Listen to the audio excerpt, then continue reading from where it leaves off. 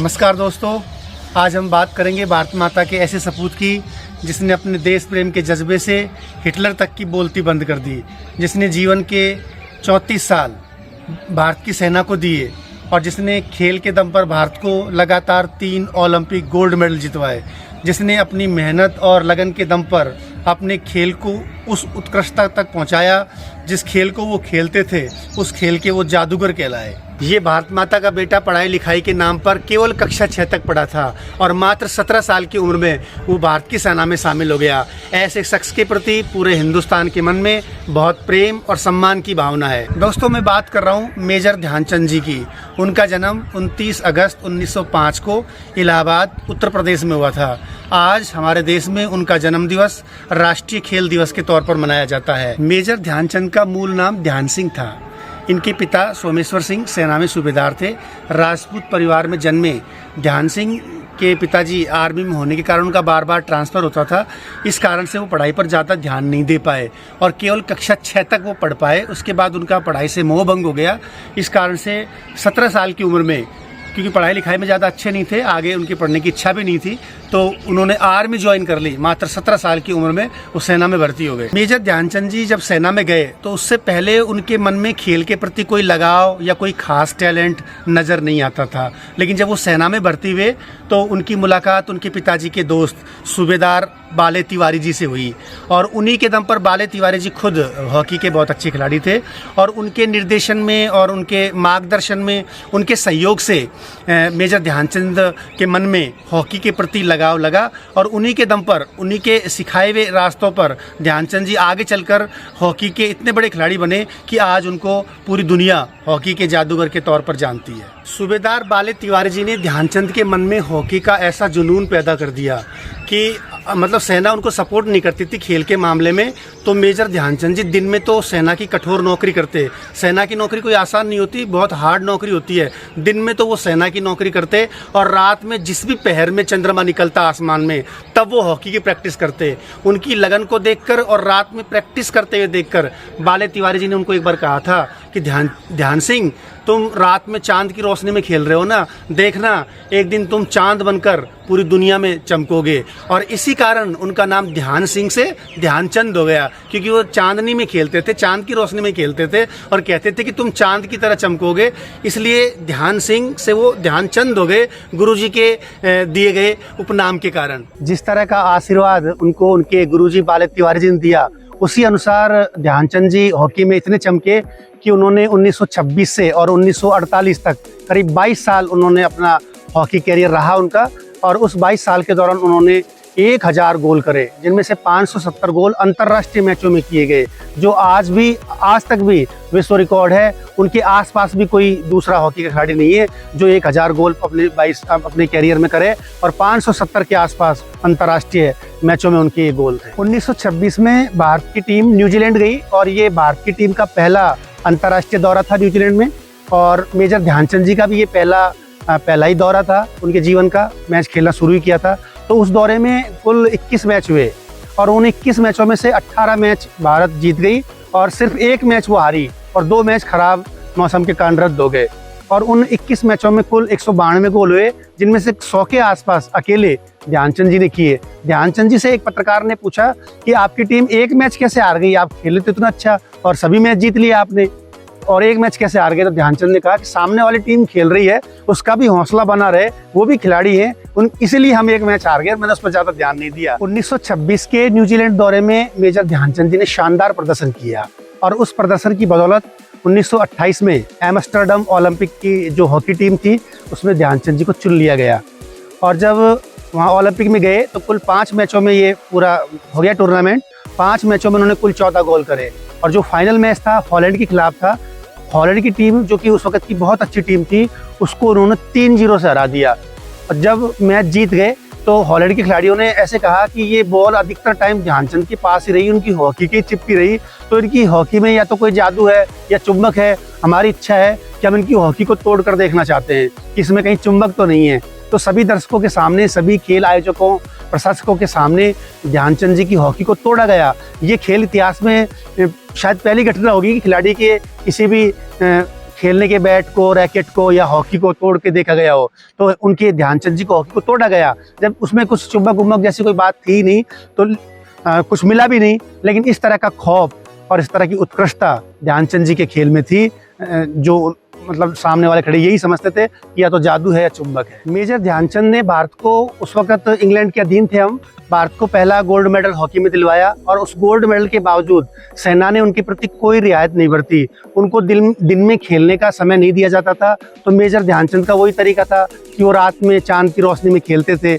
और उनको सेना बिल्कुल भी खेल के मामले में सपोर्ट नहीं करती थी और न वो दिन में उनको टाइम देती थी। लेकिन उसके बावजूद उनका न कोई ट्रायल हुआ, न कोई प्रैक्टिस हुई। 1932 में अमेरिका में लॉस एंजलिस में ओलंपिक गेम हुए और उनमें उनको बिना प्रैक्टिस और बिना ट्रायल के चुन लिया गया। वहाँ भी उन्होंने अपने शानदार प्रदर्शन को जारी रखा और वहाँ उस 1932 वाले लॉस एंजलिस ओलंपिक गेम में भी उन्होंने भारत को गोल्ड मेडल जितवाया। और फाइनल में उन्होंने अमेरिका की टीम को हराया। अमेरिका की टीम भी हॉलैंड जैसी बहुत मजबूत टीम थी और फाइनल में उन्होंने अमेरिका को 24-0 से हराया। भारत की ओर से 24 गोल किए गए और अमेरिका एक भी गोल नहीं कर पाया। और ख़ास बात ये रही कि उस फाइनल में इनके भाई रूप सिंह जी भी थे और इन दोनों भाइयों ने उन 24 गोलों में से 10 तो रूप सिंह जी ने किए और 8 ध्यानचंद ने किए। 18 गोल दोनों भाइयों ने करे और उस वक्त ये जुड़वा हॉकी के भाई के तौर पर पूरी दुनिया में नाम किए। और भारत को दूसरा गोल्ड मेडल इन्होंने 1932 में लॉस एंजलिस ओलंपिक में दिलवाया। लगातार 2 गोल्ड मेडल ओलंपिक में दिलवाने के बाद मेजर ध्यानचंद को हॉकी टीम की कप्तानी दे दी गई। 1934 में इनको भारत की टीम का कप्तान बना दिया गया और इसी कारण 1936 में बर्लिन ओलंपिक हुए और उनमें हॉकी टीम ध्यानचंद जी के नेतृत्व में गई। और ये बर्लिन का ओलंपिक था 1936 वाला, ये सबसे रोमांचक और बहुत ही घटनापूर्ण रहा। बर्लिन ओलंपिक के शुरू में भारत के बारे में ये तो था ही कि भारत लगातार 2 गोल्ड मेडल जीत चुका था और हॉकी की टीम का पूरी दुनिया में खौफ था।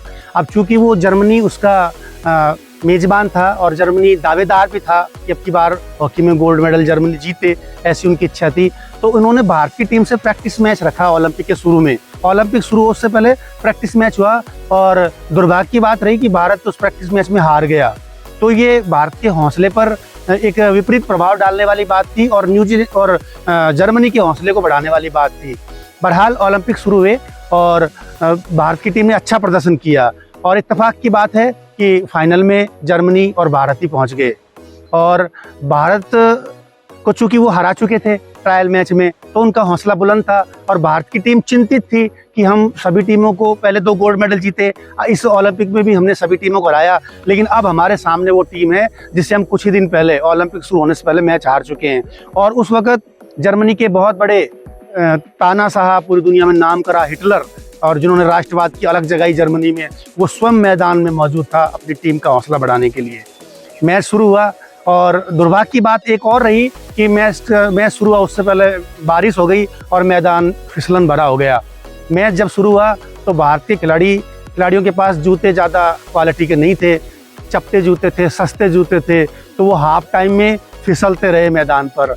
और हालत ये हो गई कि भारत हाफ टाइम तक जर्मनी से केवल 2-1 से आगे था। भारत की तरफ से 2 गोल किए गए थे, जर्मनी 1 गोल से आगे थी। लेकिन फिसलने के बावजूद, विपरीत परिस्थितियों के बावजूद भारत की टीम हाफ टाइम तक भी आगे थी और इतना अच्छा प्रदर्शन किया था कि हिटलर को ये अंदेशा हो गया था कि ये गिरने पड़ने के बावजूद 2-1 से आगे हैं, तो अब जो टाइम निकलता जाएगा तो मैदान सूखता जाएगा और टीम बेहतर होती जाएगी। हाफ टाइम के बाद हिटलर मैदान छोड़कर चला गया क्योंकि उसको अंदेशा हो गया था कि भारत गिरने पड़ने के बावजूद अच्छा खेल रहा है, तो मैदान सूखेगा, इनका खेल बेहतर होगा और मेरी टीम नहीं जीत पाएगी, तो वो मैदान छोड़ के चला गया। हाफ टाइम बाद में दोबारा मैच शुरू हुआ तो अब की बार मेजर ध्यानचंद जूते खोल आए और नंगे पैर हॉकी खेले।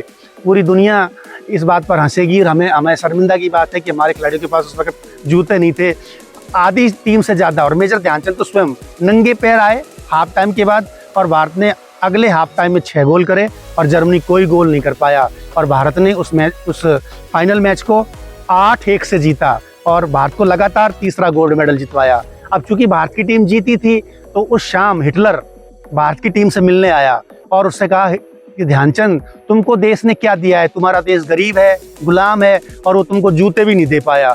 मैं तुम्हें ऑफर देता हूँ कि तुम हिंदुस्तान छोड़ दो और हमारी टीम में आ जाओ, हम तुमको जर्मनी का कप्तान बनाएंगे और सेना में कर्नल की नौकरी देंगे। तो मेजर ध्यानचंद पक्के देशभक्त थे, अपने देश से प्यार करते थे, भारत की मिट्टी से प्यार करते थे। उन्होंने कहा, मैं ऐसे नहीं सोचता कि देश ने मुझे क्या दिया, मैं ऐसे सोचता हूँ कि मैं देश को क्या दे के जाऊँगा। इस बात को सुनकर हिटलर निरुत्तर हो गया, उसके पास कोई उत्तर नहीं था। हम गरीब हैं, अभावों में हैं, लेकिन हम हमारे देश में रहेंगे, हम हमारे देश को प्यार करते हैं, उन्हीं के लिए खेलेंगे। ऐसे देशभक्त और महान व्यक्तित्व के धनी थे मेजर ध्यानचंद, जिन्होंने उस वक्त के सबसे बड़ा तानाशाह हिटलर की बोलती बंद कर दी। मेजर ध्यानचंद का हॉकी में ऐसा जलवा था कि ऑस्ट्रेलिया दौरे पर भारत की टीम थी और ऑस्ट्रेलिया के बहुत बड़े क्रिकेटर, जिनको क्रिकेट का भगवान कहते हैं, डॉन ब्रैडमैन, उनसे मिले थे। और डॉन ब्रैडमैन ने उनके बारे में ऐसे कहा था कि मेजर ध्यानचंद गोल ऐसे करते हैं जैसे मैं क्रिकेट में रन बनाता हूँ, यानी कि रन बनाने के जितने आसान वो गोल को मानते थे। इसी तरह से मेजर ध्यानचंद का जलवा पूरी दुनिया में इस तरह से है कि वियना के स्पोर्ट्स क्लब में उनकी प्रतिमा लगी हुई है और उस प्रतिमा के 4 हाथ हैं, चारों हाथों में हॉकी है। मतलब ऐसे मानते थे कि ध्यानचंद ऐसे खेलते हैं, 4 के बराबर अकेले खेलते हैं। किसी दूसरे देश में उनकी प्रतिमा का लगा होना, 4 हाथ होना, चारों हाथों में स्टिक, हॉकी स्टिक होना सम्मान की बात है। जिस प्रकार से हॉलैंड के खिलाड़ी जब फाइनल में हार गए थे पहले ओलंपिक में, तो उन्होंने हॉकी तोड़कर देखी थी, इसी प्रकार से जापान के खिलाड़ियों ने शक जाहिर किया था कि ध्यानचंद की हॉकी में गोंद लगा हुआ है, कुछ ग्लू लगी हुई है जिससे वो बॉल चिपक जाती है। तो उन्होंने भी उनकी हॉकी को तोड़वा के देखा, यानी कि 2 बार अंतर्राष्ट्रीय मैचों में ऐसे हुआ कि ध्यानचंद जी की हॉकी को तोड़ तोड़ के देखा कि इसमें कुछ है तो नहीं जो बॉल चिपक जाती है। इसी प्रकार से एक मैच में ध्यानचंद जी प्रैक्टिस कर रहे थे, तभी एक वृद्ध महिला आई उनके पास। उन्होंने कहा, ध्यानचंद, मुझे ऐसा लगता है कि तुम्हारी हॉकी में जादू है, किसी कोई बाबा ने, कोई संत ने इसको मंत्र वंत्र लगा रखे हैं, तुम ऐसे करो, मेरे ये उनके पास छाता था तो छाते के हैंडल से खेल के दिखाओ। और मेजर ध्यानचंद छाते के, अम्ब्रेला के हैंडल से खेले और उन्होंने अम्ब्रेला से गोल कर दिया।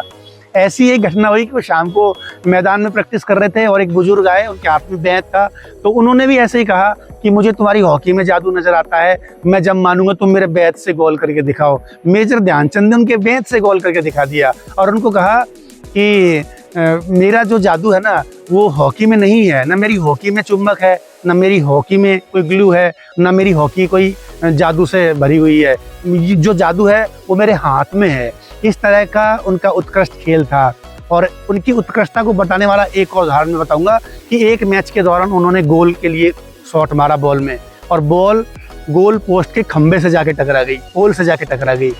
तो मेजर ध्यानचंद ने सोचा कि मैंने तो गोल में बॉल को मारा था और ये कैसे नहीं गई। तो उन्होंने रेफरी को जाके बोला कि सर, मुझे लगता है कि गोल पोस्ट की चौड़ाई कम है, इसको नापो। और उनके बार बार जिद करने पर और उनके ऑब्जेक्शन पर नापा गया, तो आपको जानकर आश्चर्य होगा कि गोल पोस्ट की चौड़ाई कम थी, और अगर वो प्रॉपर होती तो बॉल गोल में ही जाती। सारे खिलाड़ी, सारे प्रशासक, रेफरी सब दांतों तले उंगली दबा गए कि इनकी कितनी गहरी समझ है कि इन्होंने शॉट मारा और वो गोल में नहीं गई, तो कह रहे हैं कि गोल पोस्ट की आप चौड़ाई नापिए, कम होगी, और बाद में वो कम पाई जाती है।